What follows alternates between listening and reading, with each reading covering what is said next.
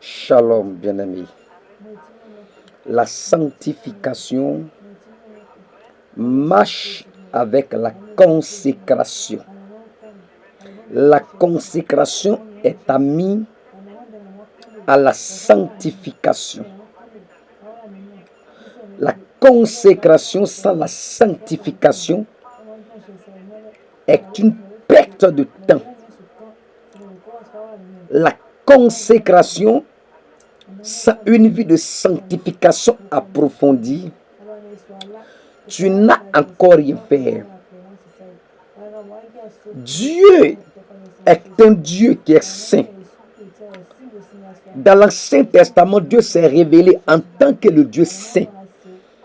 Il a dit à Moïse, dit à ce peuple, soyez saints, car je suis saint, moi l'Éternel, votre Dieu.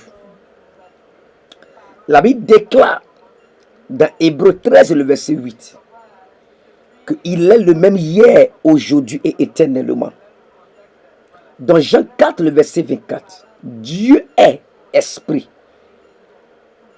En d'autres termes, Dieu est le Saint-Esprit. Pour une personne qui veut marcher avec Dieu et voir sa gloire, cette personne doit développer en soi-même une vie de sanctification bien approfondie.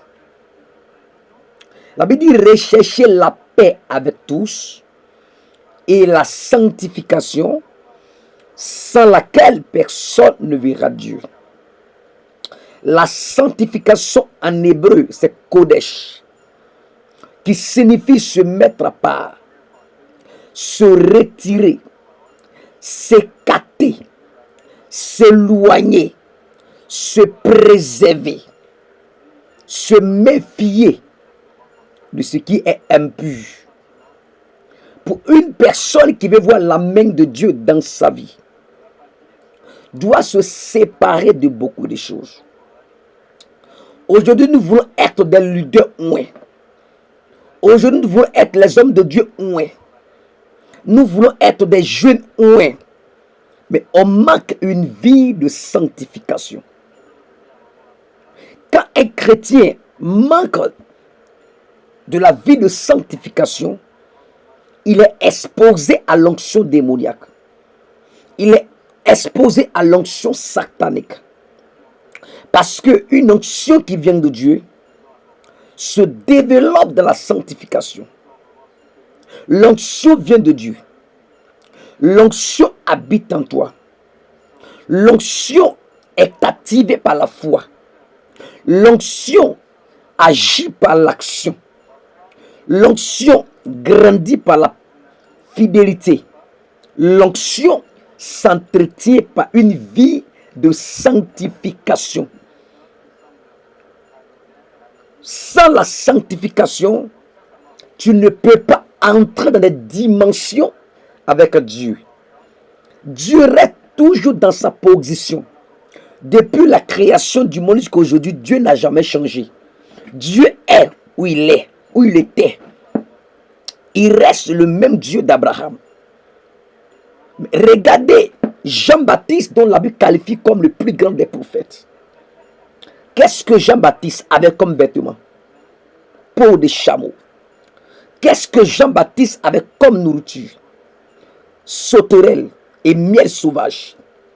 Il s'est écarté de la belle vie. Il s'est écarté, éloigné de la vie de l'use. Il s'est éloigné de la richesse de ce monde, afin de pouvoir développer une intimité profonde avec Dieu. Regardez Moïse. Regardez les hommes dans la Bible. Nous sommes aujourd'hui ces jeunes, ces hommes de Dieu, qui voulons rouler dans les grosses voitures, qui voulons des grosses maisons, qui voulons, je ne sais pas, une vie de luxe. Et comment en cela nous pouvons voir la main de Dieu? Comment en cela nous pouvons entrer en intimité avec Dieu? Sachez que la Bible déclare que celui qui veut être ami du monde devient automatiquement ennemi de Dieu. Donc, pour ne pas être ennemi de Dieu, il faut être ami de Dieu. Il faut être enfant de Dieu. Il faut être fils de Dieu.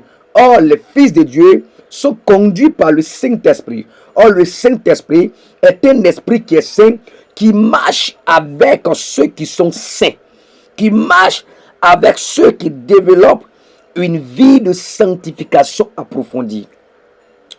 Quel est le Saint-Esprit que tu as qui te pousse à pécher? Quel est le Saint-Esprit que tu as qui te pousse à coucher avec des femmes en n'importe comment? Quel est le Saint-Esprit que tu as qui te pousse à boire jusqu'à se saouler dans les maquis? Quel est le Saint-Esprit que tu as qui te pousse à voir l'esprit de maman? Quel est le Saint-Esprit que tu as qui t'amène à être colérique?